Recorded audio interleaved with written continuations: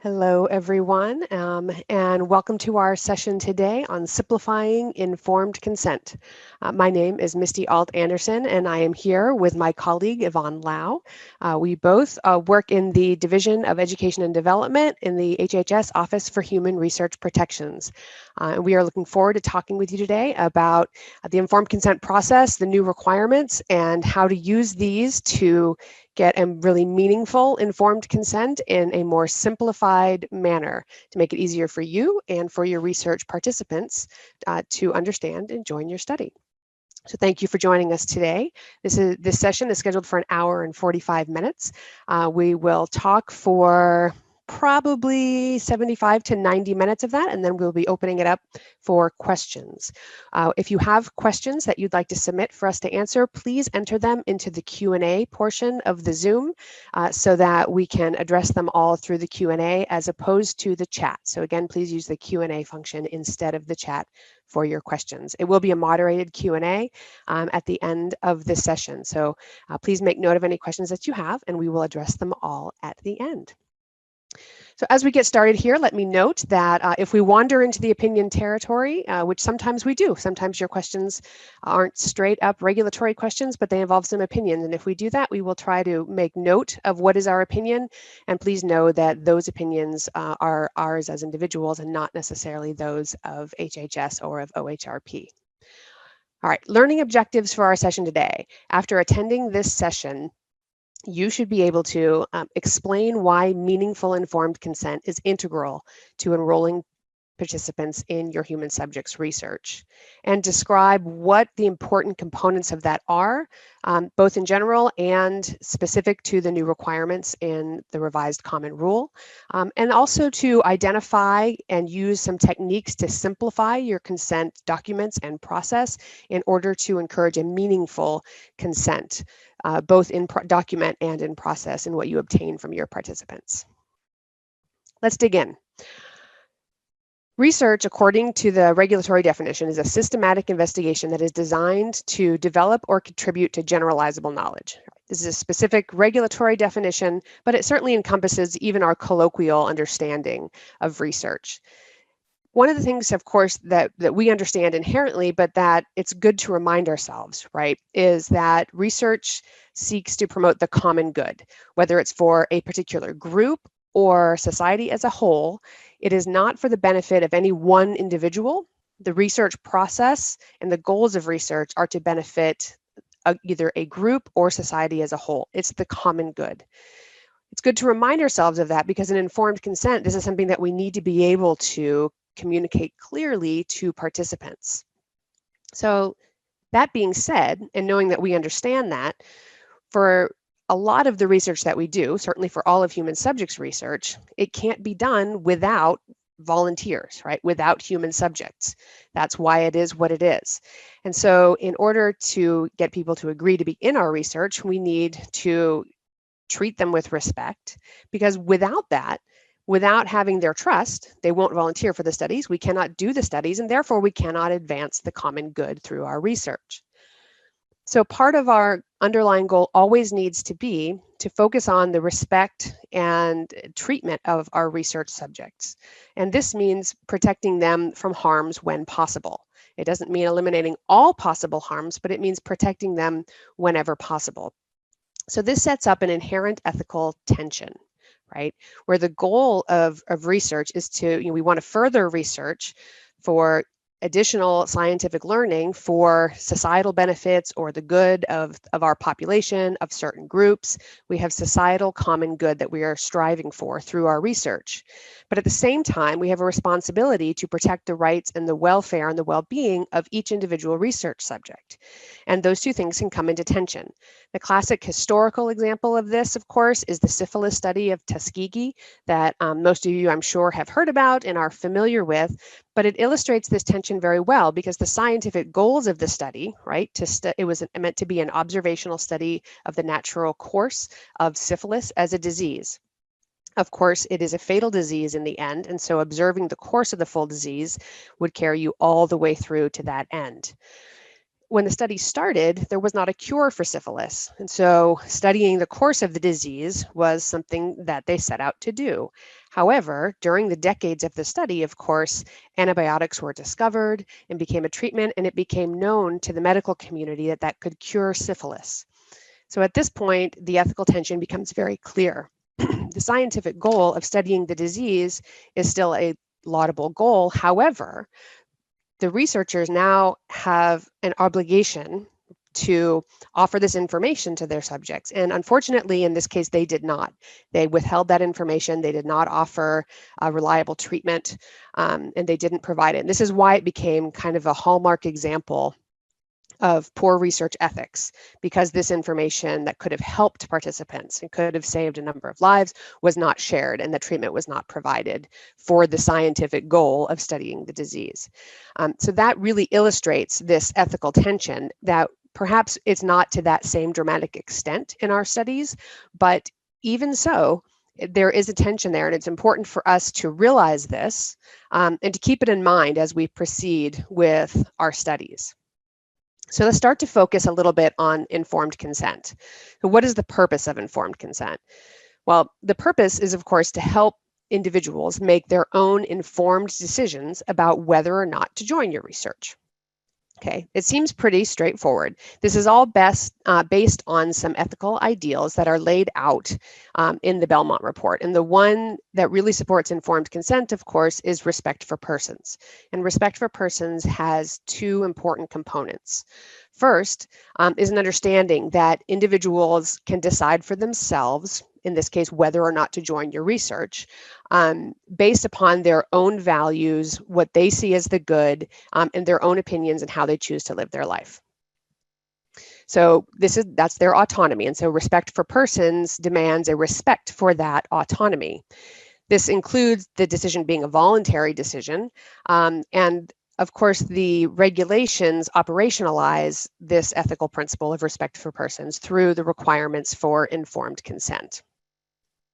The second part of respect for persons, as described in the Belmont Report, indicates that for people whose autonomy may not be fully developed or whose autonomy may be compromised, that those people deserve additional protections, right? If they cannot make a fully autonomous decision for themselves, then there should be additional protections in place.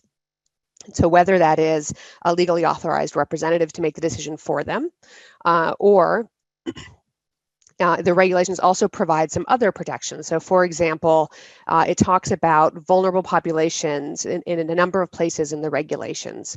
And what they refer to is whether certain groups might be vulnerable to undue influence or coercion when being recruited for a research study. Undue influence, of course, is the idea that you offer something that is maybe out of proportion and is so good that someone would have a very hard time refusing. Or coercion is a potential threat of, so you would, that would be asking someone to join your research under either the threat of some sort of harm or the threat of a loss of a benefit of some sort. And finally, of course, there are subparts written into the regulations that protect some very specific populations as well, and lay out regulatory protections that are a little more specific for certain populations. Informed consent is required by the regulations to be obtained before any research starts underway, any research procedures at all, even those that precede the intervention itself. This is true unless informed consent is waived, and of course the regulations include requirements for when they can be waived, or when it can be waived.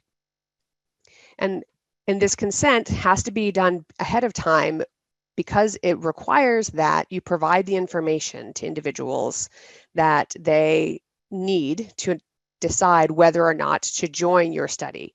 And that information must be provided in an understandable manner that they can understand, and that under circumstances of voluntariness. And we'll get into this a little bit more in just a couple of minutes. So what I really want to emphasize here, and this goes along with that ethical tension notion, right, is that for us to remember that we should really see our research as a teamwork, right? In order to do the research that we want to do, that requires human volunteers and human subjects, right, we need to get their trust. We need to engender their trust so that they want to be willing participants in our research. It's necessary for the research to go forward. Without the subjects, the research isn't happening. And so if they won't agree to join the study because they don't trust the research enterprise or the researchers or the study for whatever reason, then the research cannot go forward, no matter how wonderful the research would be. And so informed consent is the process through which we have an opportunity to provide information and gain their trust, to answer their questions, to help them understand what is going to happen, why it needs to happen, and then decide whether or not they choose to participate. So the question becomes, how do we do this, right? Informed consent has been required for decades and decades, but the revised common rule seeks to approach it in a slightly different manner, right?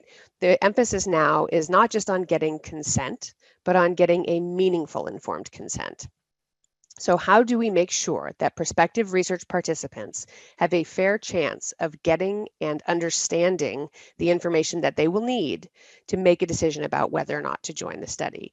That's really the focus of what I want to talk about today and what Yvonne will also talk about. And this is making consent more meaningful. And this gets at the ethical underpinnings of why we do consent in the first place. So we're really shifting the emphasis there. Some of the new requirements in the revised common rule address this right at the very beginning. So this is new text right in the beginning of 116. And that is all about the information that you're going to provide in the informed consent document and process. It requires that the information that you give them be the information that a reasonable person would want to have in order to make an informed decision about participation. So this reasonable person, we're not going to dig into that too deeply here, but I think about it like this. The reasonable person is someone within the recruiting pool that you are seeking, right? So we're not talking about every person on the face of the earth. We're also not talking about just one individual and their in particular personal circumstance. What we're really talking about is for the group that you want to recruit. What is their circumstance? What is their context? And think about them in that context to, in your mind, understand who this reasonable person is. So how you would want to provide that information for people in that group to understand in a meaningful way to enable them to make this decision. And then once you have that, you have your head wrapped around that, when you have the information to provide, it needs to be given in enough detail and has to be organized such that you're facilitating understanding, not just of the research, but also of why a person might want or not want to join your study. So and this is important. This is new language in the regulations. It's not just even about understanding the research intervention or why the research is being done, but going so far as to emphasize why they might want to join your study or why they might not want to join the study. That's part of the responsibility now of the research team in doing this through informed consent. So when you think about what information to provide and how to provide that information, I want you to think about these four main components. And the place to start here, one of the things that I think really helps that we recommend when you're thinking about how to frame informed consent now is, imagine it was you. Put yourself in this potential participant's shoes. What information would you need to make an informed decision about whether or not to join the study? And how would you want to receive that information? Right? So the four things that we really want you to think about when you're preparing your informed consent documents are the content, what information needs to go in there, the context, and we're going to dig into context a little bit here because there's the context of the research and there's also the context of your recruiting pool and your prospective participants that you need to think about. Your presentation, which is how you present that information, and then the language that you use in doing so. And all of these go into making your informed consent understandable. So let's kind of look at these a little bit. We'll walk through all four of these through the rest of the presentation. All right, context. So as I mentioned, there are two different contexts that you really need to think about as far as presenting the content of information that you need to present. The first is the context of the research. So where are the researchers coming from? Why do they want to do this research? And what do they hope to find out, right? This kind of context is helpful for a potential participant to understand, to decide if they want to join it, if it is worth their time, their effort, potentially putting themselves at risk of some sort of harm to do that. Is this something that they feel is as a strong enough good that they are willing to do that? But on the other hand, you also need to look at it from the perspective of the participant. What is the context that they are in when they're considering joining your research? And you need to understand that to be able to communicate effectively to them so that they can understand the information you're presenting in order to make a fully autonomous decision. So understanding your population, is it a particular cultural group that it might be important for you to understand the culture in order to be able to communicate effectively with them and work towards gaining their trust? Is it a particular social group that you are trying to address? Are you recruiting from a pool of people in a certain profession and you want to approach it that way, say military personnel or healthcare workers, where understanding their context, if you're wanting to do a study with frontline healthcare workers, I mean, sure, it might make a lot of sense scientifically to go to them first because they are going to be exposed to, and so say it's COVID research, they are more likely to be exposed. And that is a good reason, right, to use that population to recruit from. However, it's entirely possible that they're being approached quite a bit about this and they're under some pressure to join studies while also under their normal professional pressure of trying to deal with this ongoing pandemic. And understanding that context and whether or not they might be experiencing that kind of additional pressure, what is too much, and what might be enough, what might be convincing for them, what might not be, but understanding that that's where they are would help you as researchers or someone on the research team in approaching them and providing the information that they need for informed consent. I love this cartoon. Yvonne found this. I'm going to give her credit for that. And I think it's now my new favorite, but it really, I think, illustrates something else about context that's really important. And as a scientist myself, I appreciate this because, of course, when we're in the middle of a study, we study very specific things one at a time, right? We have to figure out pieces of the jigsaw puzzle before they can all be fit together to understand the whole thing. And in this cartoon, of course, we're looking at it and we see this as an elephant, but every individual little scientist climbing all over this elephant sees something different. You see the one hanging on the tail saying, hey, look, it's a rope, and someone else up on the ears saying, no, it's a fan. And then someone looking at the tusk saying it's a spear, and they're all seeing different details, but none of the scientists here are standing back far enough to put all the pieces together and say what we can say, which is, hey, look, it's an elephant, right? So I think that's a really great illustration about context, because each of these things is important and it is in fact part of the elephant, but to put it all together in context, we see what it is as a whole. So how does this relate to informed consent? Well, I think it does in a few ways.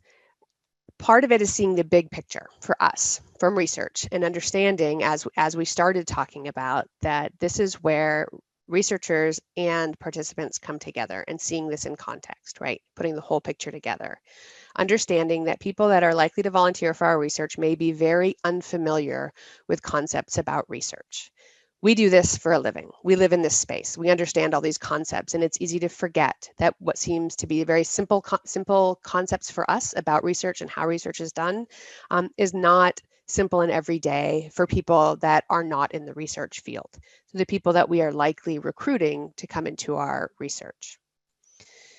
And if we're doing health research, particularly clinical trials where someone may be already struggling with health issues, understanding that decisions about one's health and one's healthcare in and of themselves can be very tricky, right? They're deeply personal. They can be hard to make, even when we're talking only treatment and not research. And so when we overlay then some of the uncertainties that can come with a research study, that adds another layer of complexity for a potential participant, right? So There are health decisions, and then there are research-related health decisions, and the concepts of research. This is multiple layers of complexity that it's important for us to understand as we're approaching the informed consent process so that we can help potential participants try to make sense of it. And, hopefully it encourages us to be a little bit patient here because they are really putting a lot of things together in trying to make a deeply personal and important decision. And it's important for them, and it's important for us. Now, language will become a main point, of course. It's always a main point, right? Language is, I think, one of the biggest complaints that we've seen historically around informed consent. People say, I've got this document, it's 15 pages long, and it is all medical jargon and all legalese, and I can't make any sense of it at all. And so a document like that is not helpful, right? It's not going to help someone understand what's going on, and it's not going to support an autonomous decision. So part of what we're getting at in these new efforts, in the new requirements in the revised common rule, is trying to break that pattern, make it accessible and understandable, and still provide the necessary information. So when we're talking, so we've talked about context and a little bit about content, but Yvonne will talk more about the content. But let's talk about a little bit about language here. So we need to provide some context for the language that we use, right? It doesn't just mean giving a straight up definition, but it means putting that new word, right, in some kind of context. So the simplest example here is randomization. If you are asking participants to join a randomized clinical trial of some sort, you need to explain, of course, what randomization means.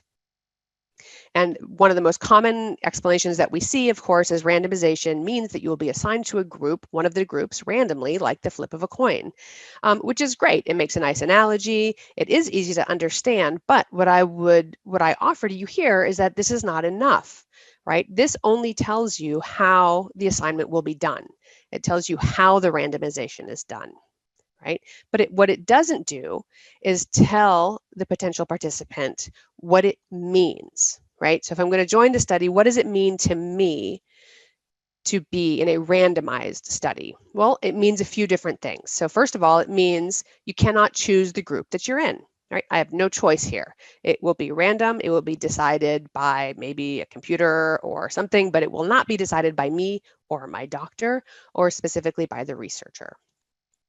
Which also means that the assignment of what group I get placed in is not based on what's best for me, right? So this understanding right here helps to combat a lot of misconceptions, right? The notion that, well, if they gave me this, it must be the test drug because surely it will help me, right? So we can even start pushing back against some therapeutic misconception here. Not completely, but this helps. The idea that then if you're going to volunteer for this study, you have to be okay being in either of the groups or any of the groups, depending on how many groups there are. But understanding that if it's a random assignment, you need to know up front that you would be okay with being placed in any of those groups. And likewise, that if you have a very strong preference for being placed in one group versus another, then joining a randomized trial might not be the best thing for you, right? If you know that you really want to get this drug that they're testing and you really want it, you don't want any chance of not getting it, then perhaps joining a randomized trial is not the best. If you have an option to get that through your regular doctor, that might be a better choice for you because you wouldn't have that level of uncertainty. So explaining these things in very clear and plain ways, right? This gives a lot more information about what does it mean to join a randomized trial, other than just saying this is going to happen randomly, like the flip of a coin. So we're pushing you to go kind of another step farther. Now, how you give information makes a very big difference. So here is a list of potential side effects taken from some drug intervention trial. It's not important what trial, but what you see here is a long list of some very specific facts. There's a lot of information here, right? It's also written in very medical language. This is mostly jargon. It's a lot of information and it's not helpful. And I say it's not helpful. I mean, sure, this checks the legal requirement. Have you listed all the potential side effects? Yes. But does this really help someone understand what they might be looking at if they were to take this test drug? And I would argue that no, it doesn't, right? That this is akin to, it's not in prose format, but it's very similar to a wall of text, right? One of two things is going to happen here. If you put this in front of me and ask me to join a study, and if I don't understand any of these medical jargons, I'm going to go one of two ways. Either one, this looks overwhelming and extremely frightening, and you're going to scare me off. Or two, I take this in visually and I find it to be overwhelming, and therefore I glaze over it and I glean no information in front of it. Yes, you've done the legal requirement to put it in front of me, and I may still sign this document. However, I've not gotten any information out of this that will help me understand what may or may not happen to me if I join this study.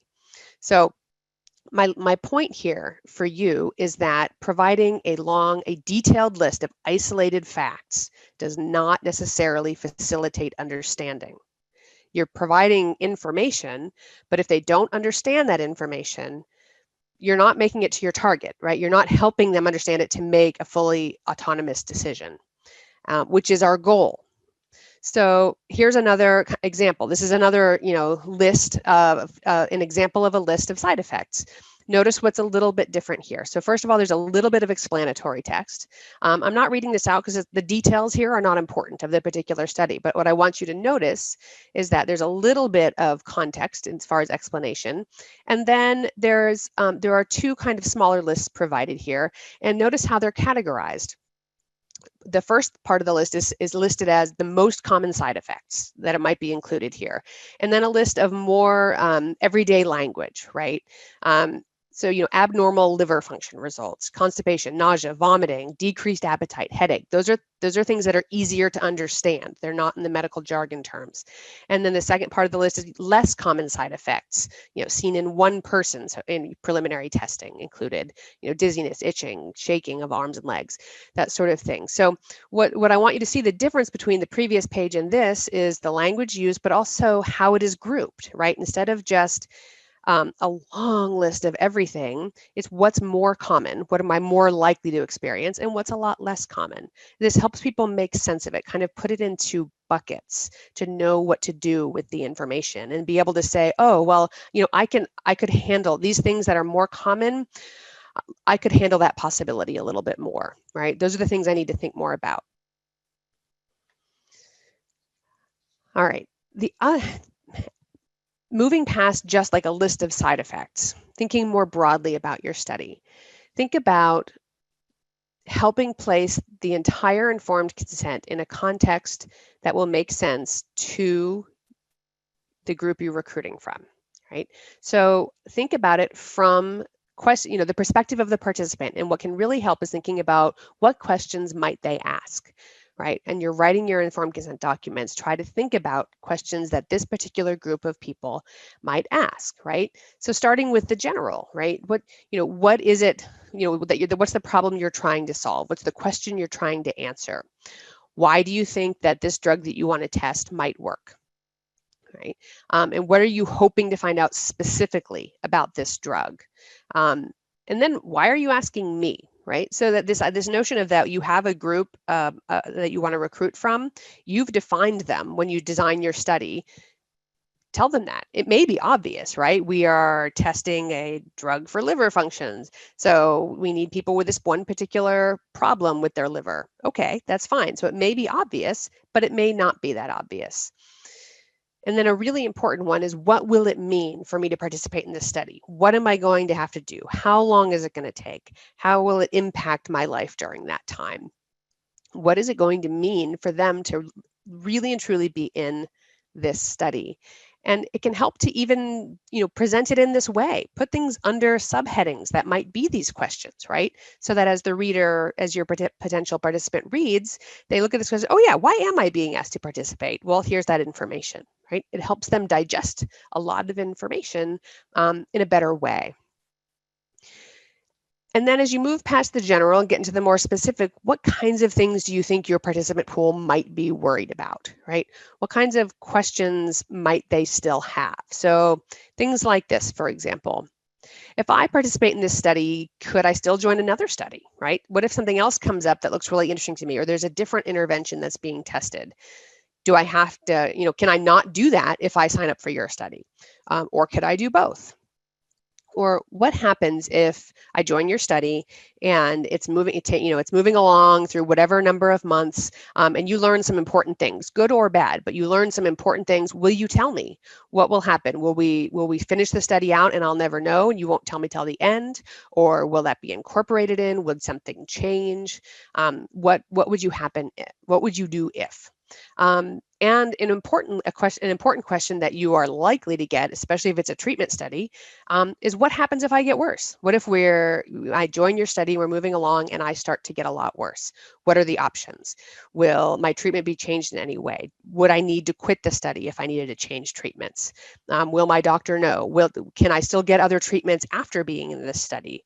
Those sorts of things. These are questions that are extremely reasonable questions and that people are likely to have. Depending on the kind of study, these might be more or less important, but they're definitely ones that you should be thinking about and don't just be prepared to answer them, give them this information. Lead with this information because you know it will be important. And be specific with what you know that might be helpful for the potential participants to know. And so let me give you an example of what I mean here. If it's a drug trial, don't just say, we're trying to find out if this drug is effective. Why doesn't that work? Well, because effective can mean very different things to very different people. Remember, the people that you're recruiting to be in your study are not necessarily scientists. They probably are not in many cases. So the word effective is going to mean different things. One person might hear that and think, oh, this will make my symptoms better. Someone else might hear it and think, hey, this is going to cure me. Right? Effective could mean very different things to different people. So this is not specific enough. If you have more specific information, give them more specific information. For example, we're trying to find out if this drug might shorten your stay in the ICU. Or we're trying to find out if this drug will eliminate these particular symptoms for you, or something along those lines. But whatever that information is that you have, give it to them. And one of the reasons I say that is if you're too general here and you go with something like, we're trying to find out if this is effective, if some participants read effective as it will cure me, and that's not at all what you're going for, then you're going to have a trust issue at some point down the line, right? Even if it's a very successful trial and this drug seems to have worked and that's great, and then these participants are left thinking, but I'm not cured. What do you mean it was successful? So providing this information really helps to first of all, give them the information they need to decide if they want to join, but also it really helps engender trust, which is what you need to bring them in to your study. Okay, I'm going to take a quick pause here. I'm going to hand it over to Yvonne. She's going to jump in here and take over with this next slide. So Yvonne, welcome aboard. Thank you. Let me just get to share my screen. So while I'm trying to do that, I'm just going to, right, let me just do that first. Okay, can you see the slides all right? Yes, we can. Okay, great, thank you. So I'm Yvonne Lau. I'm the director for the Division of Education and Development, and I've decided to share this. We've decided, Misty and myself, to share this presentation so that, this being a virtual platform, that you don't actually just get to hear one set of voice and that you get a bit of a variety. So I'm going to pick this up from the discussion of context and content, and I'm going to dig into this a little bit further. So, context really determines, the kind of content that you want to provide to your participants. And it is particularly important in clinical trials, studies that affect people's health. So this is a quote that I took from a research participant, somebody who was presented with informed consent and asked to participate in research. And we were asking them, so one of their impressions, right? And this was the response that we were given. I didn't pay a lot of attention during the discussion. I was mostly thinking up questions I would need answered regarding my own care, the treatment plan being proposed, how I might be affected. This brings us back again to the point about, when you actually present a clinical trial to somebody in a healthcare setting, obviously they're going to be taking in that information and thinking it in terms of how that would affect their health, their treatment plans going forward. So it is really important for you to try and think about your research and how to put the information about your research into that kind of a context. So you kind of anticipate and prepare the answers for those questions ahead of them asking you about it. And of course, in the case, many of you would know, clinicians would know, that not everybody know what questions to ask their doctors, and let alone researchers. And if you don't understand where I'm coming from, think about a different situation. I think about it in terms of like going to the lawyers, right? Maybe, getting a mortgage. I'm not familiar with that kind of thing. And they tell me a whole bunch of things. And I'm just sitting there, okay, absorbing or trying to understand the information. And I'm kind of feel a little bit paralyzed because, okay, so how is that information going to help me? What are there questions that I should ask here, right? So, if you're not in that field, it's really difficult for you to know what questions to come up with. Now, so understand that, right? Anticipate the questions that your prospective participants might ask you.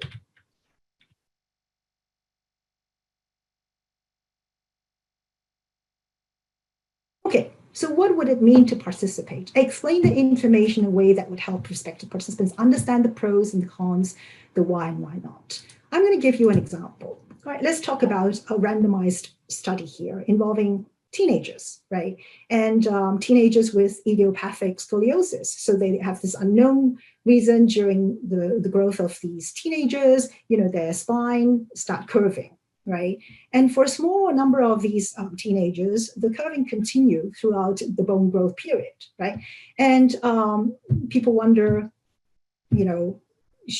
there is this thing called, wearing a back brace, a rigid back brace. Now, is that by, if we ask teenagers to wear that rigid back brace for many, many hours a day and for, quite a few months and sometimes a year or so, versus like, okay, well, is it okay to just observe them and then maybe only do something about it at a certain point in time? So researchers were interested in randomizing teenagers to, one group wearing the rigid back brace and then the other group, just putting them on observation. Right, so think about it. No, so if you were the parent being asked about, having your teenager maybe participate in this study, what would you like to know, right? So typically in a randomized controlled trial as an intervention, so I guess the back brace might be like an intervention, typically, in the informed consent, the consent would start giving you a whole bunch of information about the back brace, right? Wearing the back brace and what might be, if there are any problems with wearing the back brace, the risk and the harm, the risks and potential harms, and maybe, what are the benefits. And they're kind of listed out in, different segments. We want to suggest maybe there are better ways of actually, presenting the information in a way that really kind of address how people think about these questions. One way is maybe framing it like this: what to expect if your child is assigned to the group required to wear a back brace, right? What could you expect, right, if they're assigned to that? Okay, well, with that kind of a framing, what might be some of the information that you would put underneath this section, right? So let's see. Well, if the back brace prevents more curving of the spine, your child could benefit from slowing the curving process and less chance of needing surgery, right? That's the key benefit that, researchers may be hoping to find, right? To see if it works. So notice how in the last, in this sentence, we're also putting in specificity, right? It's not just whether it's effective, but effective for what, right?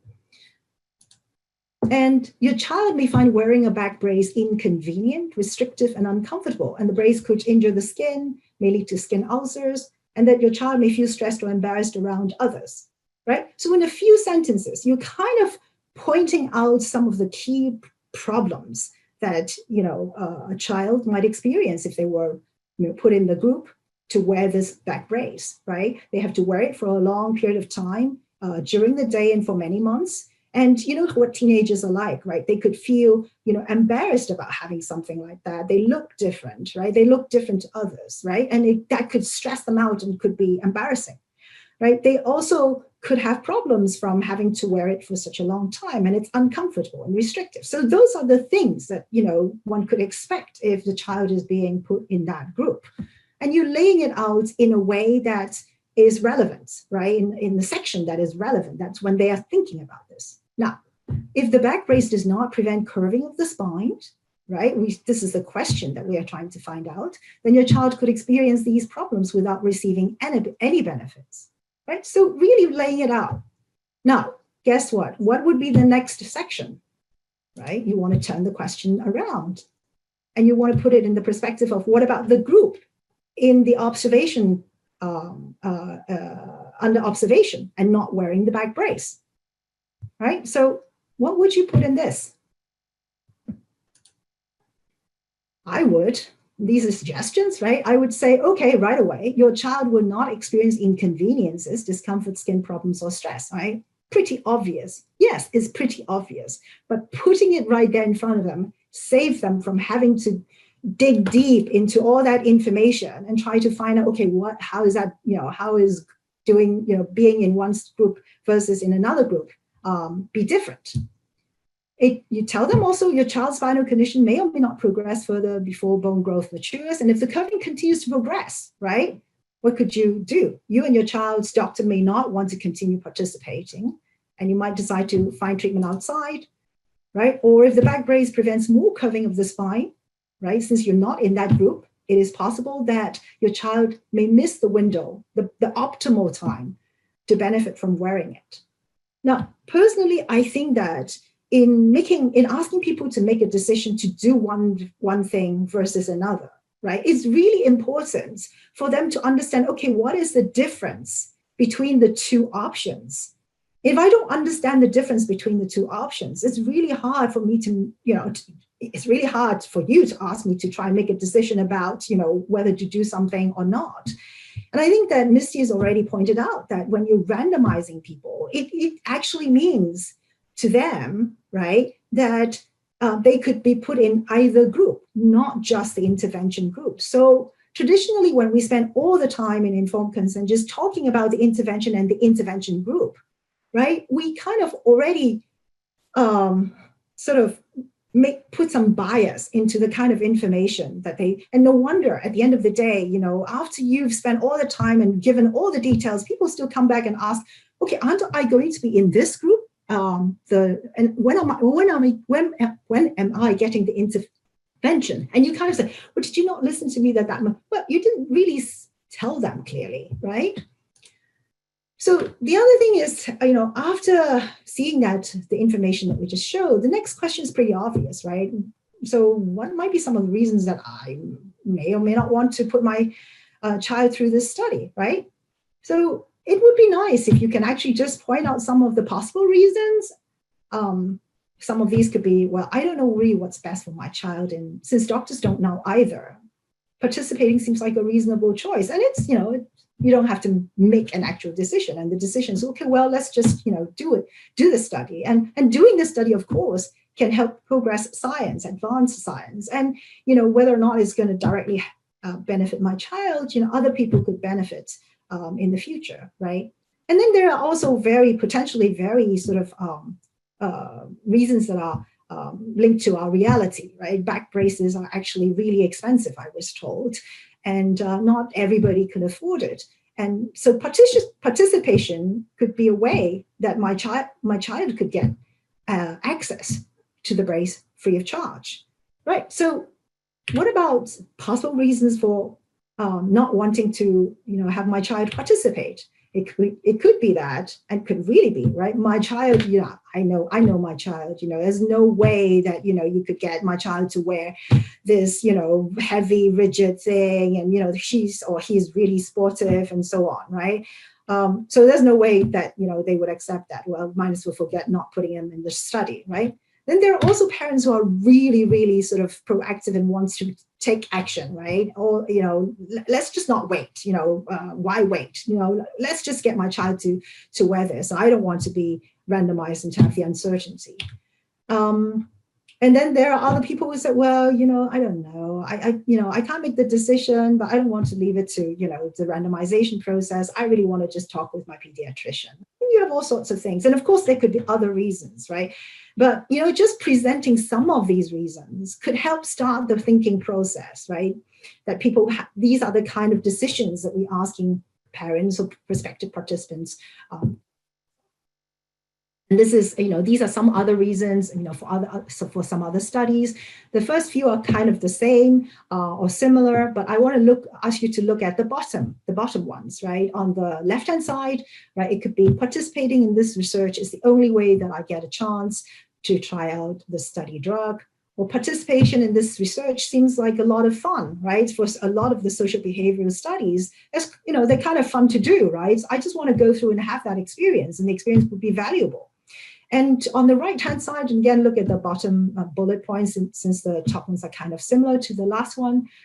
You could be saying things like, or it could be things like, well, I really won't be able to support my child through all the study visits and procedures. And we have heard that for a lot of studies that involve children, researchers really have to put in the effort to think about how to time it so that it would not affect school, or that, parents will be able to, bring the child to wherever they need to go to undergo and the testing and to do the procedure. So your timing and effort becomes a real problem. And when researchers start having to think about these things, to put what to put in the consent and what might be some of the information that would it be of interest and important for prospective participants, as they do and go through this process, I personally think that it could actually help improve your research as well, because then you really start moving into the realm of thinking about how it is like for your prospective participants to participate, and are there things that you can actually do and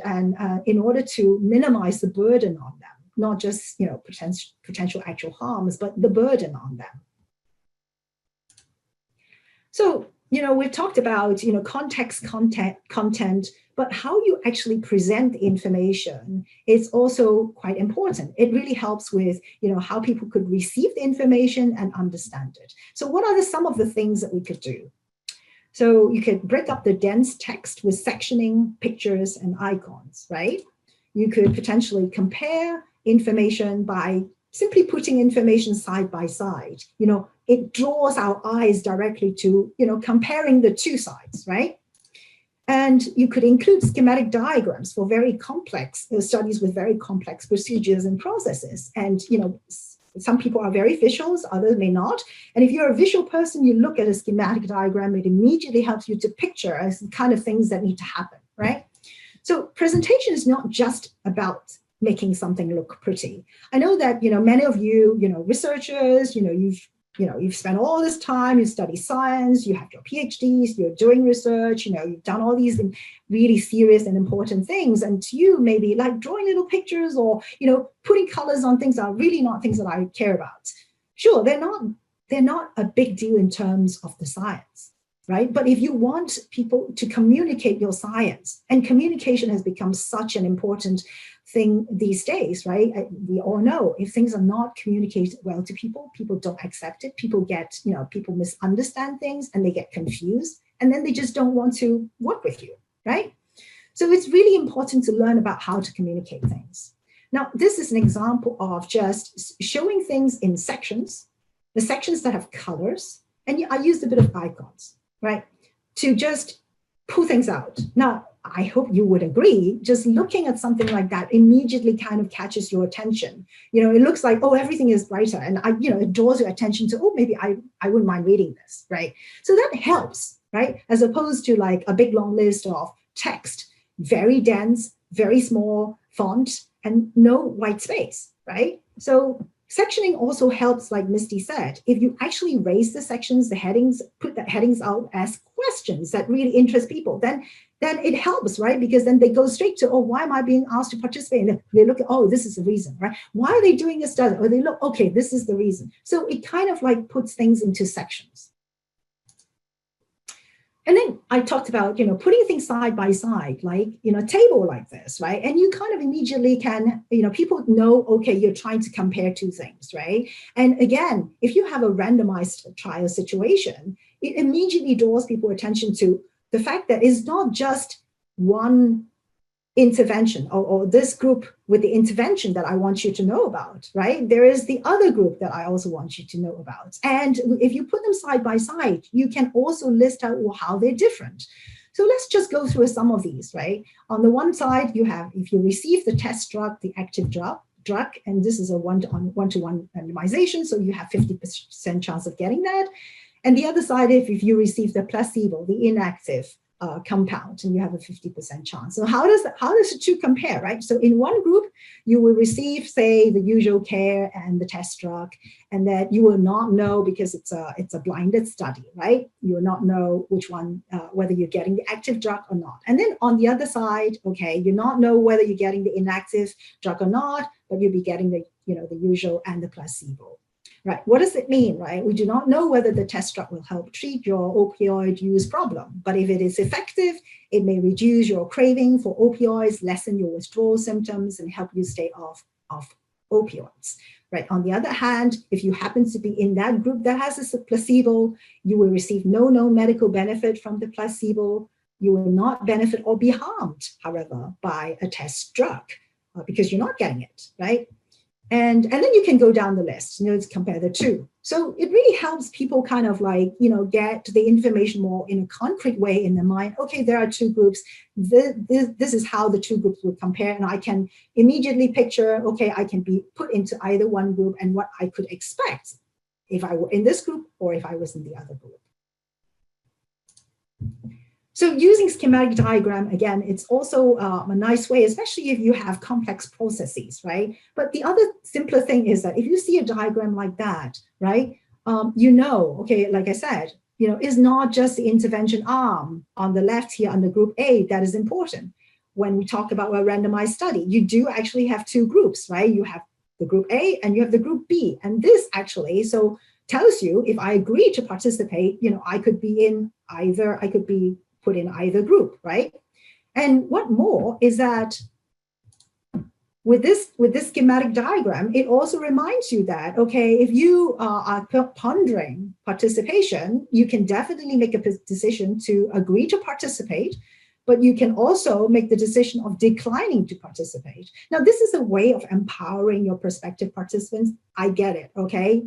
Empowering, it's like telling them clearly that they could not accept to participate, and you might lose a prospective participant. Well, but that's the reality. You don't want to mislead, omit things to get people into the study because they're not going to stay, if they find out. You're not going to build trust that way. So it's might as well just come out and be confident with how much you have done to make your study a good and sound study, how much you have done to minimize potential harms, and that, have confidence in yourself that you could bring your participants on, right? But, one way of showing confidence is to make sure that you give them, right, clearly, empower them to know that, they could, after listening to you, spending all that time, they could decline to participate, and let them know, right? Okay, what would that mean?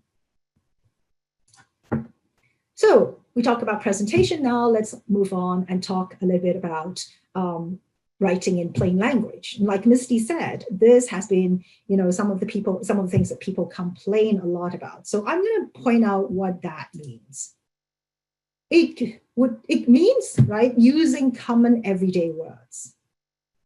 I want you to think about these points as I go through them, because in the subsequent slides, we're going to come back and visit them. And I want you to have them kind of in your mind, right, and apply them.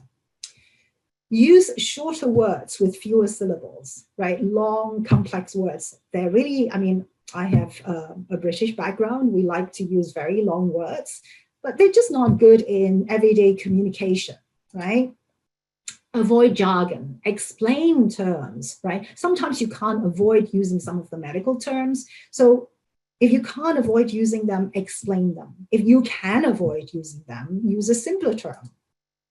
use active voice if possible, right? And not put sentences into passive voice, because passive voice requires, it's a little bit tortured, the sentence. And, again, I have a British background and I like using passive voice because, create a lot of nuances and diplomacy, but that's not what this is about. You're trying to communicate information clearly to your prospective participants. So use active voice whenever possible. It makes the sentence simpler and more straightforward. Write in a conversational style. Use short sentences and give paragraphs or keep paragraphs short, right?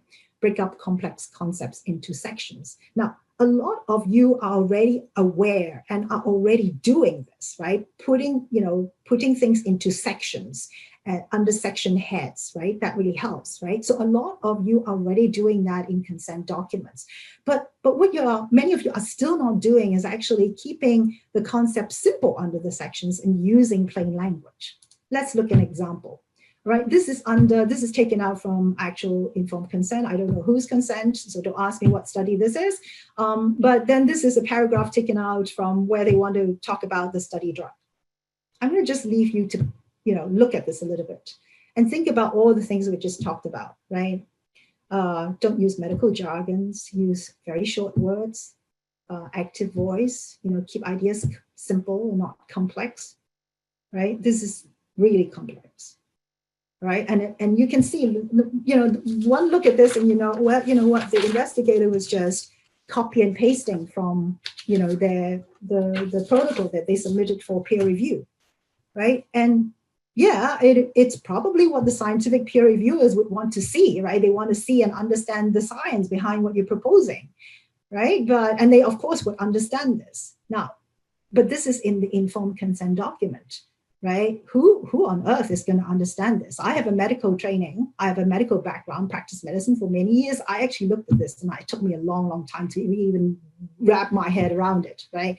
Words like upregulate, downregulate, and all that. So not very helpful at all. So if you put something like that in your consent document, and you complain your participants don't understand, right? Of course they won't understand. And you're wasting space. I might as well just come on and say, you're just wasting space, right? That's not useful information. My next question for you is, can you convey this information more simply? I'm sure you can.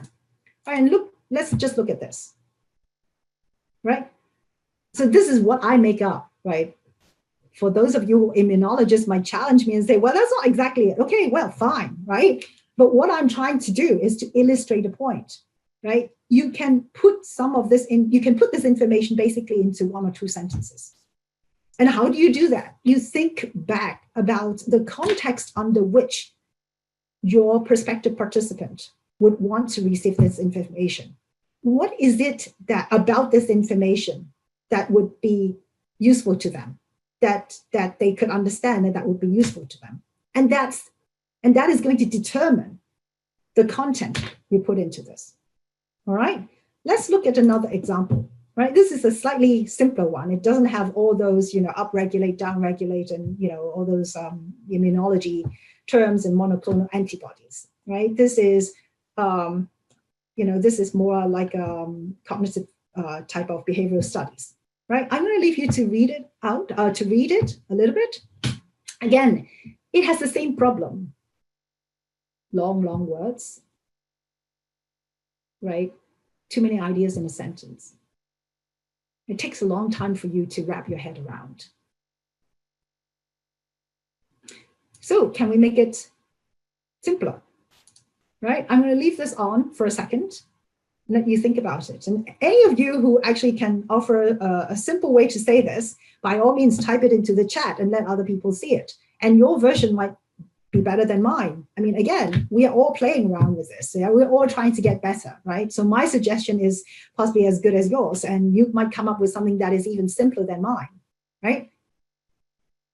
So what about, we want to know if doing brain training together with physical exercise can help older adults improve brain function more than doing just one alone, right? That's kind of the message that the investigators want to convey, or need to convey, if you like. Okay, I'm going to leave you with this one. I'll give you a few seconds to read through it. So more social behavior-like type of research.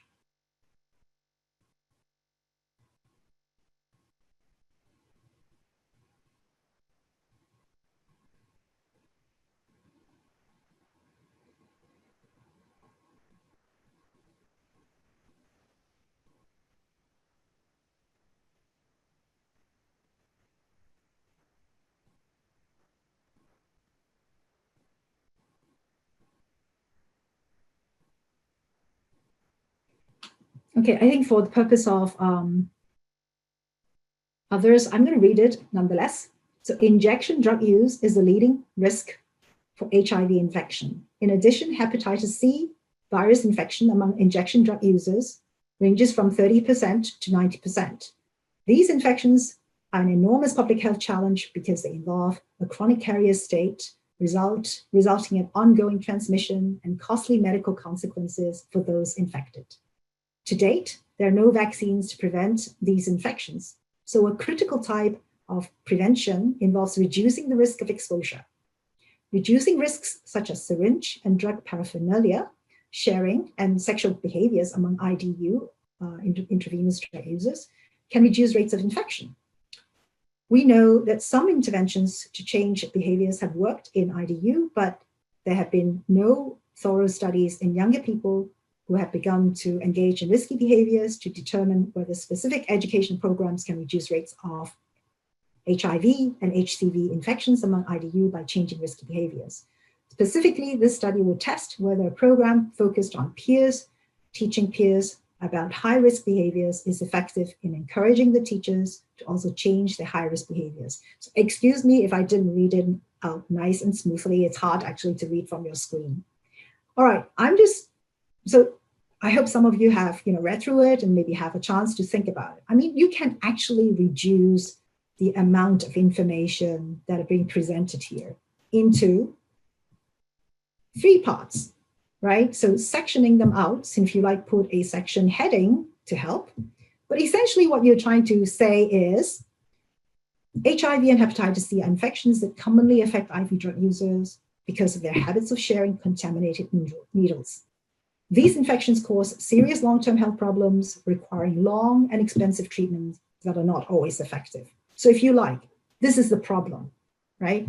The second part, the best option for IV drug users is to avoid getting infected in the first place by learning what they need to do to reduce the risks of infection.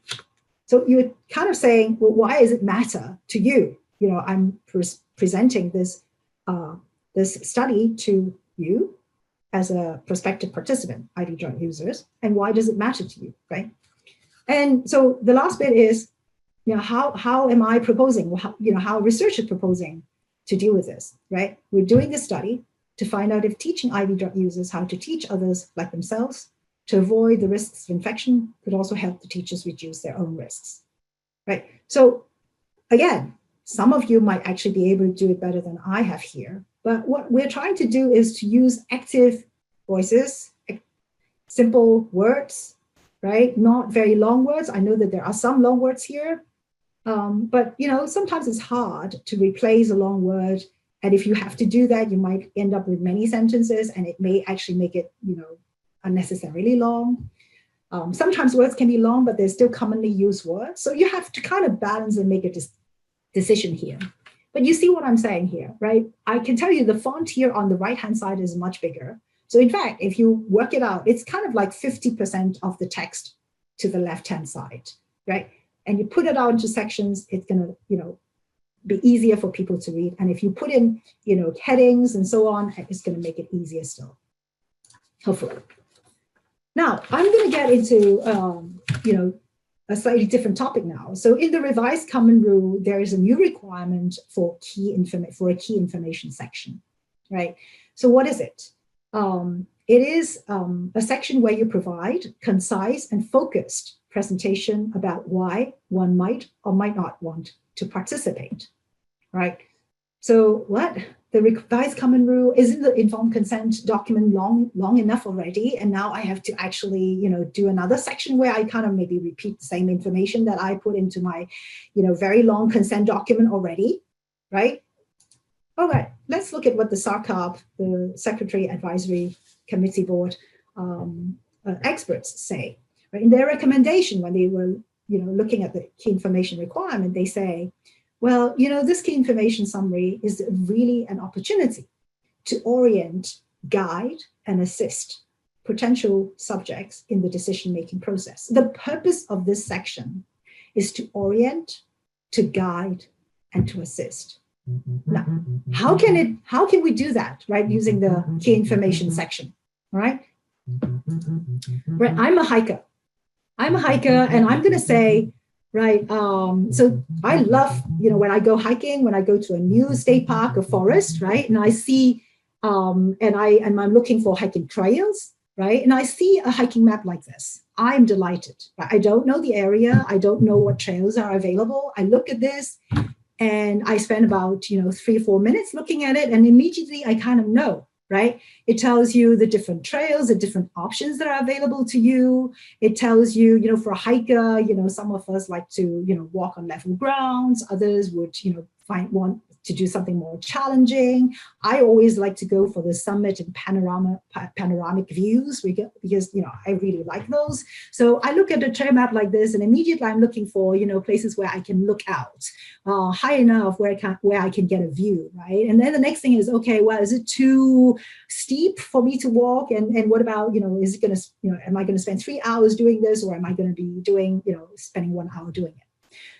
Just a simple little square like this already give me all the information as a hiker that I would need. Well, I'm not saying all the information, but the information, the essential information that I would need to do what? To make a decision about, okay, well, which route I'm going to take, right? And of course, there are people who might want more, right? And then there, obviously sometimes there are also like, if you choose the yellow trail, for example, and sometimes, at the park office, you get additional information, right? And you get additional information about, what's on the trail, what kind of vegetations, what kind of, trees you might see, and so on. So what kind of, specific, things that you might want to look out for, things like that, right? But for most people who want to make a decision about, okay, which route I'm going to take if I want to go hiking, that's almost more or less all the information I need. Right? So this does the job. It orients, it guides, and it assists me to make that decision. I think that's the kind of mindset that we have to have when we think about this key information section, right? And it's, if you think about it, I mean, up until now with this presentation is more or less, the kind of things that we've been pointing you at. Of course, we're not asking you to do a little square and have a map for your prospective participant. Able to do that, fine, go for it. I mean, one thing I have to say, I mean, the regulations actually do not dictate how you do this, do not dictate how you actually present the information. For those of you who are familiar with the regulation, you say, well, 46.116, they have all these elements that you have to have, and they have to, and the additional elements, the information in the additional elements, and so on as appropriate, right? Well, yes. They tell you that those are the kind of information that needs to be in the consent document, but it doesn't say how they need to be presented, right? And as long as you have them, right? So another thing I wanted to point out about this key information section is like, Dickett did a study and reported on it, and I'm sure many people have done, similar kind of things looking at, consent documents and so on. So in this particular study, they were partnering with patients and they were trying to, get a really short informed consent for a study in that is done in the acute care situation. So they want something that is, simple and easy and fast to read, right? And so they were talking to their patient advocates. And this was a comment that was very clearly conveyed to the researchers, right? The first page, and I'm going to just extend it a little bit, right? The first couple of pages of the consent document is critical real estate for communicating valuable information. Now, I mean, this is pretty obvious, isn't it? I mean, in this day and age, we know how much attention span we all have, right? How busy we all are. Nobody's going to have their patience to spend a lot of time reading through, 20 pages document and still be able to focus, right? So the first few pages is really where you could actually, have the maximal efficacy of conveying information, right, to the people you want to communicate to, right? So it would be opportunity lost, right? Opportunity lost if the first couple of pages are filled with information that, you know, look really official. Headers, you know, technical titles. In fact, I've seen informed consent where there is a technical title, right? And then there is a kind of a lay title, right? And then a whole bunch of other information, generic introductions, generic instructions, right? Let's look at one, right? This is an actual consent that was used, right? And, you know, first 2/3 of the page, right? It's filled with this kind of information. And already, and compared to this one, again, this is not our own OHRP consent, right? It's just something that I found on the internet. And I'm not commenting on, you know, language use or anything. I'm just trying to let you see how they compare, right? In a sense, like just visually, right away, right? You know, you would find, okay, well, I can see on the right-hand side pretty much all the, you know, key important information that would help people, you know something about a study and maybe start to think about whether, you know, they want to make a decision. It's already right there on this page. Whereas on the one on the left-hand side, I mean, the first half of it, the first 2/3 of it, it's like still, okay, what do I do with this information? Why do I want to know who the investigator, where that investigator, you know, the investigator's address, right? So, you know, and then I have also seen, you know, key information where people put in study procedures. Okay, right. Again, what are we trying to do in the consent document? We're trying to give people information, the kind of information that would help them make a decision about participation or not, right? To make a decision about options.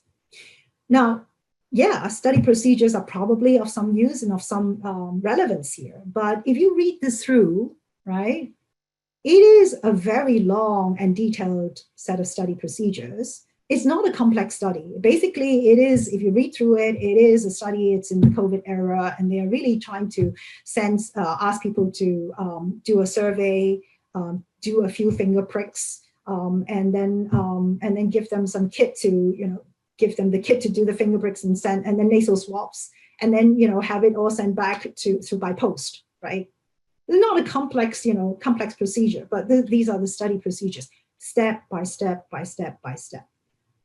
Think about yourself, you know, to make a decision about whether you're going to do something or not. Yeah, you need to know something about, you know, what you're being asked to do, right? Nasal swabs, finger pricks, do a survey, right? And send them back through the post, right? You don't actually need to have step day 1, day 2, day 3, day 4, day 5 information. You might need to know, okay, well, this study is going to last for 5 days or something, right? But how much information did I say was important for you to make that decision? Or 2 sentences would be enough to probably cover that, right? So why waste space especially not in the key information section, right? In the rest of the sections of your consent, maybe, and I'm just saying maybe, right? Because I'm not even sure that for a consent document where you're really just asked to make a decision about participation or not, you need to know every single step, every single day of what you'll be asked to do. I'm not sure that's information. I mean, that's kind of information that is important once I've decided, right, that I want to participate. So I then would need to have the instructions. Okay, what do I need to do in day 1? What do I need to do in day 2? What do I need to do in day 3? But in order for me to make that decision, probably all I need to know is, like, you know, sufficient information to let me know what the burden, whether the burden be in terms of time involvement or burden in terms of, you know, what are the key, you know, what are the procedures that would might find embarrassing or that I would find, you know, burdensome, right? So really think about that. And that is going to help you, you know, that effort is going to help you significantly come down on the amount of information that you put into your consent document. So OHRP, the Office for Human Research Protections, we started doing this initiative called Exploratory Workshop, which is an event that we do once a year, and we started in 2018. So the first workshop that we did in September 2018 was on informed consent, and we invited Seymour Lotion from the Dartmouth Institute for health policy and clinical practice to come and talk to us a little bit about, in his research, what he's learned about, what, in his opinion, based on the research work and all the experience that he has, what might be, information that would be considered key in helping people, prospective participants, make decisions about research. And so he indicated this. Now, why are we, tell people why are we doing this study, right? What is the new idea? Why might it help? Purpose, right? Specificity, right? What you're hoping to do in the study, to find out in the study. What are the trade-offs for people? A discussion of the pros and cons, right? In an integrated manner. Why would you not want to be in this study? Why would you want to be in this study? And how will the research be done? But in simple terms, right? Not in, detailed step-by-step everyday things, right? So basically kind of, doesn't it resemble what we've been talking about over and over throughout this, presentation? All right, so I'm going to show you, well, this is just an example of a way of maybe conveying some, key information. This is a study, a simple study, basically. It's just, getting seniors, right, over 65 because they have problem with maintaining balance. So, researchers want to, do some research on how they could improve their balance. They want to first learn about how they maintain balance, how elderly senior citizens actually maintain balance. Well, when they feel not balanced, how they maintain it, right? And then they want to also find out whether by using this method, they could actually help them improve their balance over time. So what they propose is to have the seniors walk on a treadmill first, just normally, right? And then second, show them in front of them, move the image side by side. So it gives them a little bit of, dizzy kind of feeling. And that could prompt them to lose a bit of balance and see how they can then regain balance, right? And all this is done on treadmill under supervision. There's a harness to protect. Simple study, relatively. I tell you what, I try to write, and this is my own, exercise, right? I tried to write a key information section for this, and this is what I came up with, and it's 2/3 of a page, right? And it's pretty much, get most of the things in. And I tell you what, if you have more that you need to say, right? You have the whole of the rest of the section, rest of the consent document to do it. Now, I want to actually point out one thing here is, there is actually a randomization process in this particular study, right? And the randomization is a self-randomization. So what they do is they randomize some subjects to start by walking normally on the treadmill and then walking on the treadmill with the image moved side by side. And then the other group would be people who actually start by walking on the treadmill with the image moved side by side first. And then when they repeat the walking a few days later, that's just the normal without the image moving side by side. Right, so this was a design, that researchers did in order to, for the scientific validity side of it, for what they want to find out, right? I actually, if you look carefully at this description, I actually didn't mention anything about that randomization, right? I did mention that they would be asked to, walk first without the image moving, walk in, do the walk 2 times on the treadmill. 1 time would be with image moving side by side, and another time would be with without the image moving side by side. But that's pretty much all they need to know. They don't need to know anything about randomization. So the bit of information about randomization is useless and pointless for them. It doesn't matter, right? It doesn't help and doesn't stop, doesn't affect their decision making in making a decision as to whether they want to participate or not in the study. So I took it out. So again, coming back to really paying attention to what would matter to your prospective participants. Sometimes there are information that doesn't matter so much, so you can take them out, simplify the consent.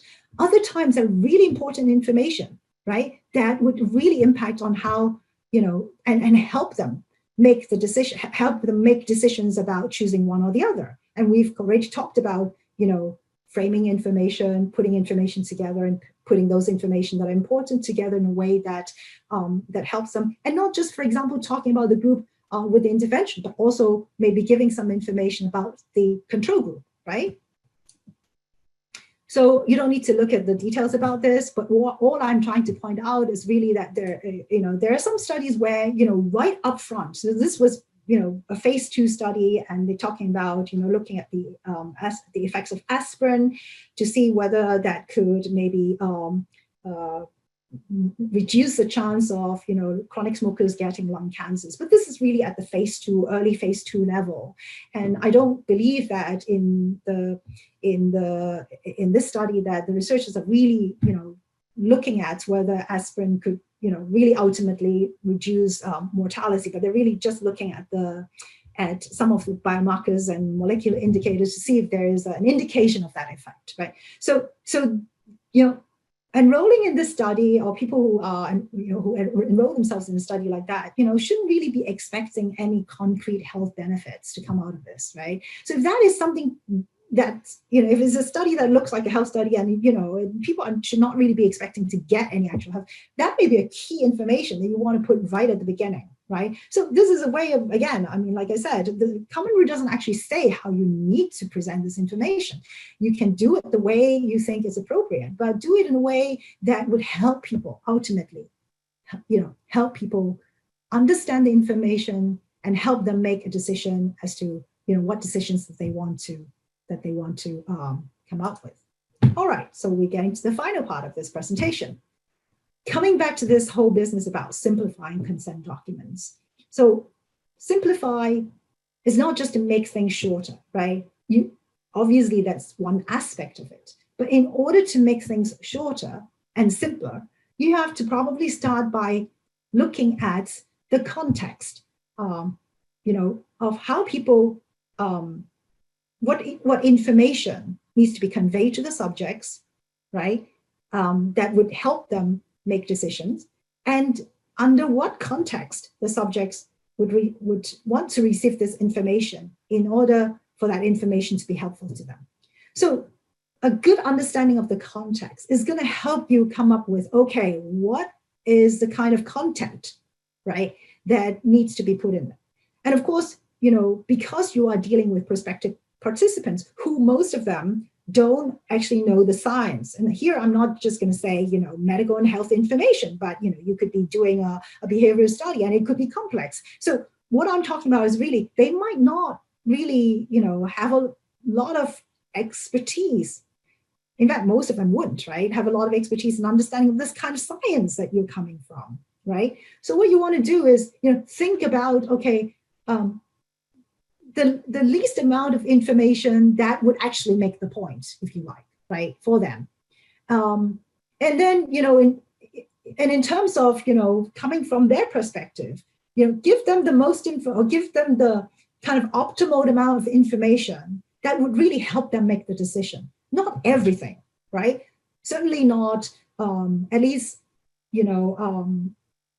so not everything under the sun, but, optimal amount of information, right? And organized in a way that they can, actually receive and understand it. So that's going to, simplifying complex information is going to be decided by the, your understanding of the context, you really knowing your group of prospective participants, right? And then, starting to think about how to organize the content, what content and how organized in order to respond to what they might be looking for. Don't forget that, to use plain language. And this is something that one needs to practice. It's not something that one would get into right away. And you might, initially when you start, you might need to, start with a version and then go back and can I simplify it even further? Then you have another version, right? So think about all those points we already talked about as to how you can actually render something in plain language. By all means, use visual aids. How can you actually present the information in a way that makes it not just, that you have a lot of white space, that people actually can, have room, mental space to digest the information, right? Sometimes, having space is a good thing, right? It helps people to see the information, if you like. And, putting things in colors and, including icons. Honestly, guys, I'm not talking about any fancy things that you need to do. All those slides that you just saw, those are just tables and finding a colorful tables or putting a title heading in a different color, using a different font, right? Honestly, I'm not a computer guy and a computer gal. And if I can do it, and those slides are made by Misty and myself. And if we can do it, you can do it. Neither of us are, techie people.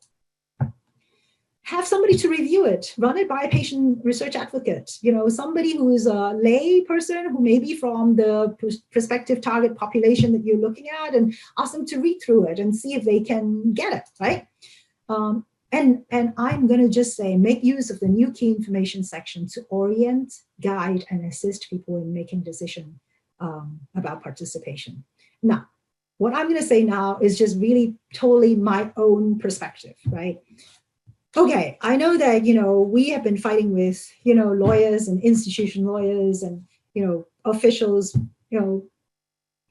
about, okay, let's try and simplify consent documents. But then they're going to say, no, you need all these legalese in there. And you can't, you can't, you have to have, it's said like this, all tortured ways. And in order to make sure that it's accurate from a legal point of view, right? Because, this is not just going to inform people, but it's going to serve another function to protect the institutions and the investigators, right? I'm not saying that protecting the institution investigators are not important objectives, right? So, but then, this is nonetheless an informed consent. And from OHRP's point of view, this is the opportunity to try and make people understand what's going on and help them make a decision whether or not to participate that corresponds to their value. And this is really important because it is going to help engender public trust. People are going to feel that they are part of the team, that they are respected. And this, we have learned after all these years and, recent period of time in particular too, that it is so important, and trust can be broken. Trust is very fragile, and trust can be lost and very difficult to regain, right? So we really need to do our best. And I would say that, this key information section may be a way that we can actually entertain both, right? So I'm just going to say, well, in my mind, I'm kind of thinking, what, institutional lawyers, I get it. I respect your perspective, but, can't we just at least leave me with this key information section where I can really try my best to use plain language, simple ideas, simple terms to convey that information, enough information for people to make that decision. And then I still have the rest of the whole consent document where you can fill it up with, what things that people think need to be there and may not be so important to put in the key information. That may be one way of doing it. Whatever, just an idea for you to ponder, right? The other thing I want to say is, we have spent all these, we're putting a lot of money into science. And obviously it is really important for investigators to put in a time to think about how to get their science, into a really good level, and that they are able to come up with, experiments where they could really answer a good question, and the question is going to lead to good common good, right? Yeah, absolutely. You absolutely should spend the time to do that. But don't forget, if you're doing a human subjects research, right, a research study that involves human participants, they are the other half of the equation, right? They may not be the ones who actually help you design your study, or at least not directly. I know that there are some, situations now where, communities are asked to help contribute to the design. That's fine, right? So but they are the other half. Without the research participants, you're not going to be able to do your research, right? You know that, right? So it pays to spend the time to acquire the techniques, to spend the time to think about how you can make your consent document a document that people would find useful, right? That could help engage them, right? The other thing is, happy clients are happy people, and you might not get them to agree to participate on this occasion, but you do actually build up a long-term relationship, right? That hopefully would come into play. And I guess, if you actually can get people to, make a real decision that because they have thought through it and they're committing to it, then they're likely to continue to commit to your research, and you're going to have fewer losses throughout time, right? So I think it's a really, an important effort that you need to start thinking about, spending time and putting some more work into it. Now, one more point I want to make about. I want to give you a quick timestamp. It's right about 2:30, and I want to make sure we leave a little time for questions. Yes, absolutely. I will do that. So I'm going to end soon, but one more point I want to make, and that is people talk about, consent is the process. And some people, when they say that, they're also trying to tell you that the verbal part is really more important. So, forget about the consent document. Let's just focus on the verbal part. I'm just going to tell you that having gone through this presentation and look at the effort we try to put into, like, putting things in simple terms, explaining things accurately, right? Using simple language and everything, right? That needs time and effort. You need to spend the time to do that in your consent document. And, guess who, a lot of the times is not necessarily the PI who are actually going out to, who know the study well, right? Or the person who actually write the consent form to be getting the consent, undergoing the consent process and getting the actual consent and talking to the prospective participants. So, if I were the PI, I would probably want to make sure that whoever is actually doing that on my behalf, that they have all the right information put up in the right way, in a way that really would enable us getting the people, to understand and engage, right? So if I was PI, I would want to make sure that I'm a control freak, by the way. So, I would probably want to make sure that, I have all the right language there before I pass it out to, my very nice colleagues to do the job, and not leave it to my very nice colleagues to, say, things and just, use that verbal process and rely on that verbal process as a way to get consent. All right, last 2 minutes. I just want to let you know that OHRP, we're not only interested in helping the research community to do better research, but we also want to make sure that prospective participants, people in the public, right, start to get understand research more and understand the different terms about research and the different concepts about research. So we develop these materials completely from the perspectives of how we can empower prospective participants. So we have questions to ask lists, short videos, a few minutes, making sure that, that people don't have to spend, hours looking at these videos, but, 5-10 minutes could give them good information. And we've developed these in Spanish as well. You can get access to this and tell your prospective participants, tell anybody to go to this site to look for reliable information that could help them understand about research. www.hhs.gov/about-research-participation. Again, the information is in English and Spanish. And if you want to have these videos in their raw files, we're happy to provide them for you as long as you promise us to disseminate them to your public. And with that, I'm going to end, and I'm going to leave you with this contact information and resource list. And I'm going to leave it at that before I go to the thank you slide. So we're open for questions, and I hope that you have found the presentation that Misty and I have presented to be useful for your work. Okay, thank you, Yvonne. There have been a number of questions, and let me start off several questions about key information. Folks say that researchers complain because there's duplicative information. They have it in the key information and they repeat it.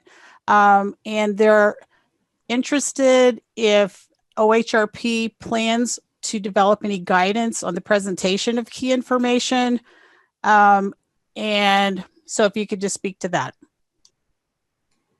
Okay, Misty, I see that your microphone is not turned on, but I'm going to take this question. So, right.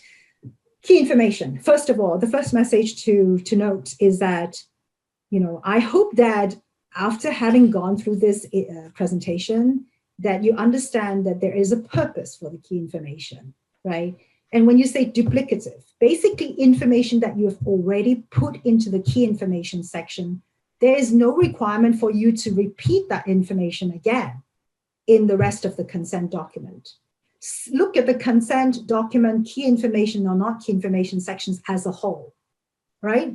In terms of complying with regulatory requirements, as long as you have the information somewhere in that document, the required information somewhere in that document, that's sufficient, right? We really want to encourage you to pay attention and think about how you can utilize this opportunity of the key information, right? Where we're thinking about a page, several pages, right, long, and to utilize this opportunity to kind of convey information simply, the information that would help guide people make a decision, all right? So, Missy, do you have anything to add? The only thing that I would add is that, one thing that you can do is if when you're thinking about what to put in the key information, for example, if you wanted to list something about risks, you can always choose to give partial information there and a reference to somewhere else in the document.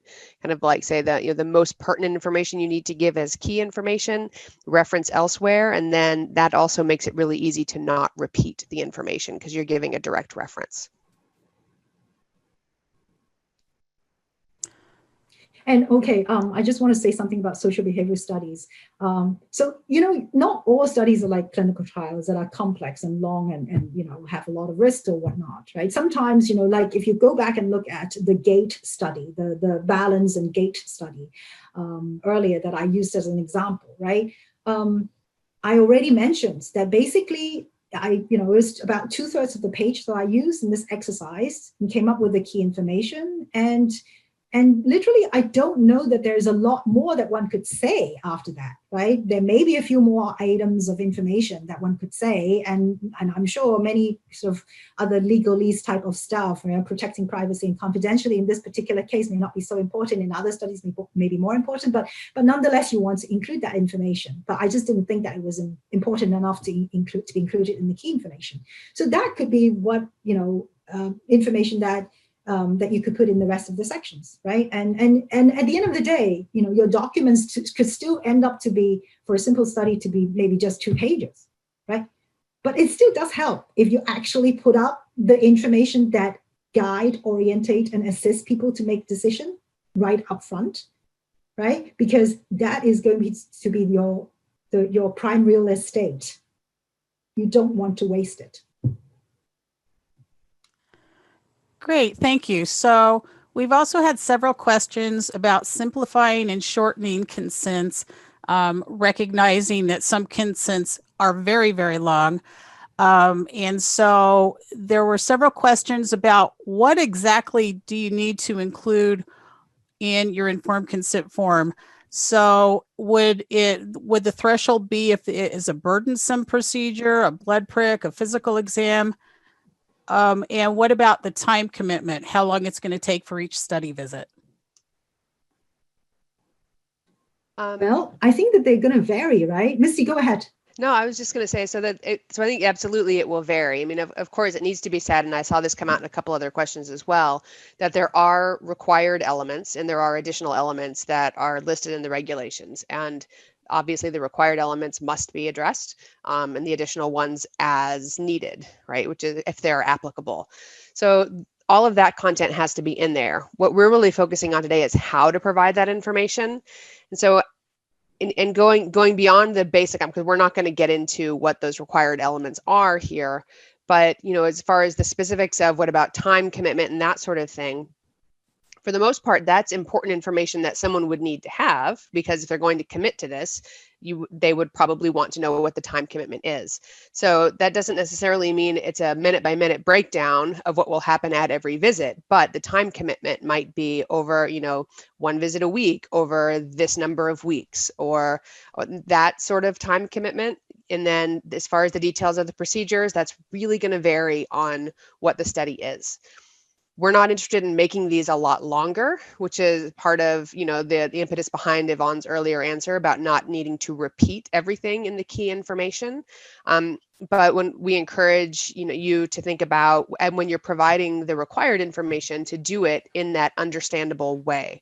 So when you're talking about what the procedures are, describe them in an understandable way as opposed to all medical jargon. So you don't have to do both, but you want to give it simply and understandably in a readable format.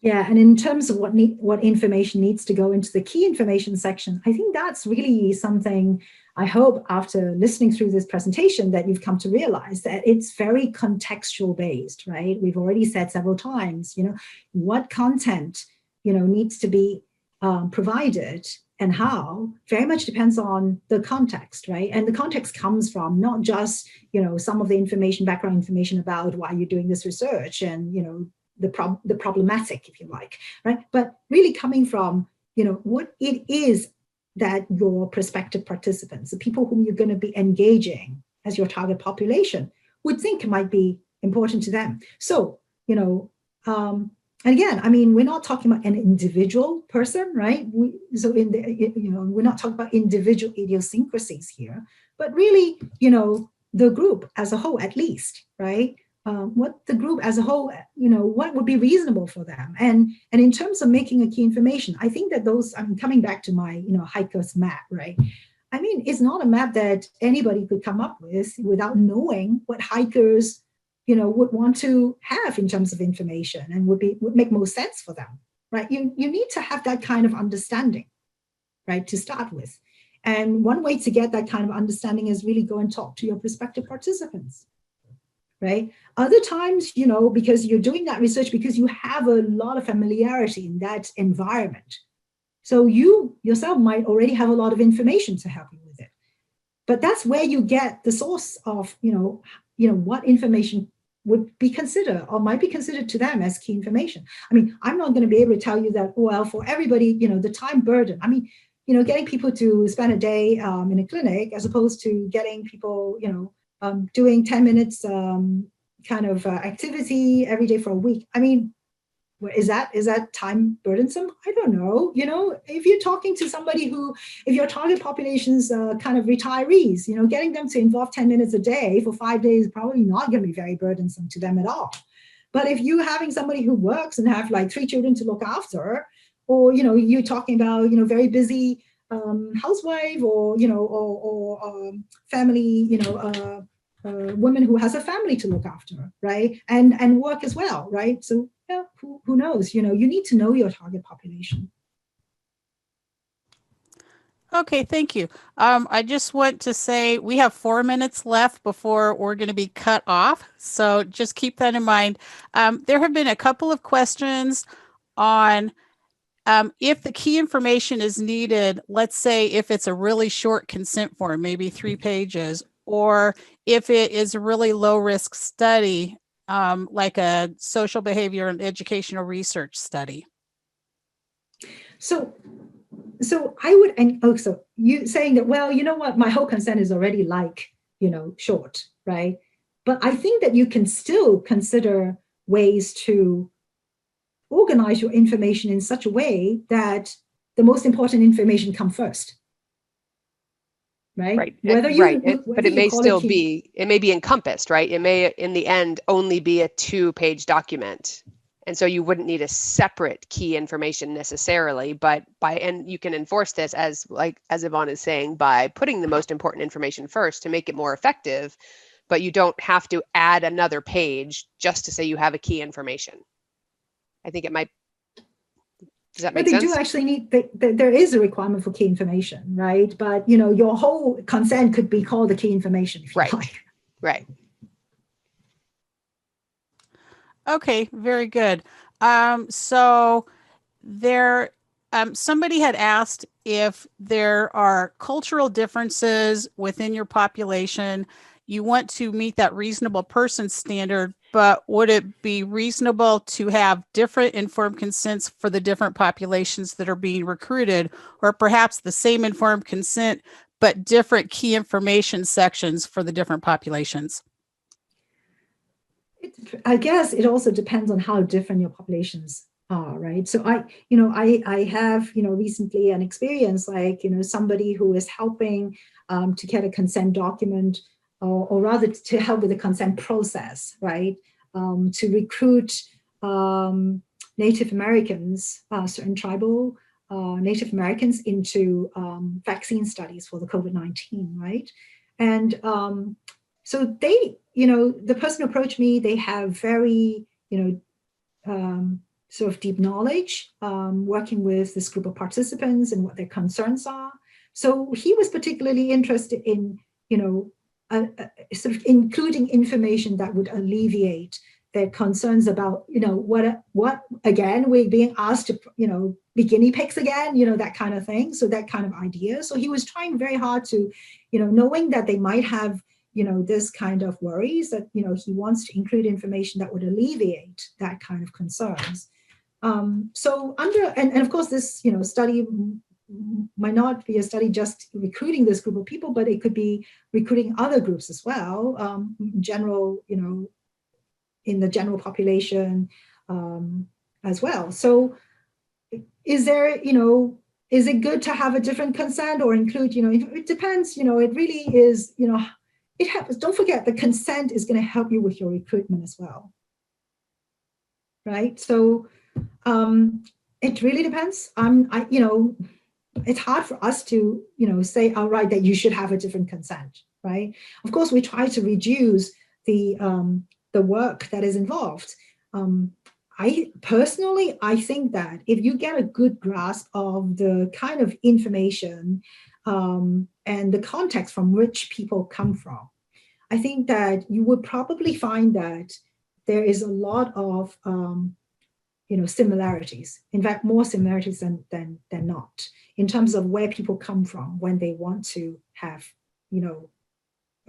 want that information and how to digest it.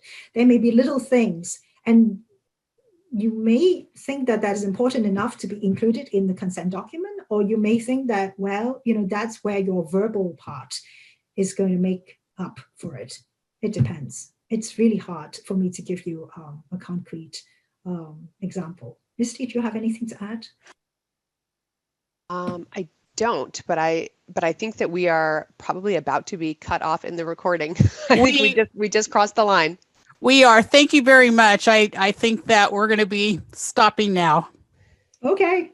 Thank you so much, everyone, for joining us. You have found the presentation to be useful.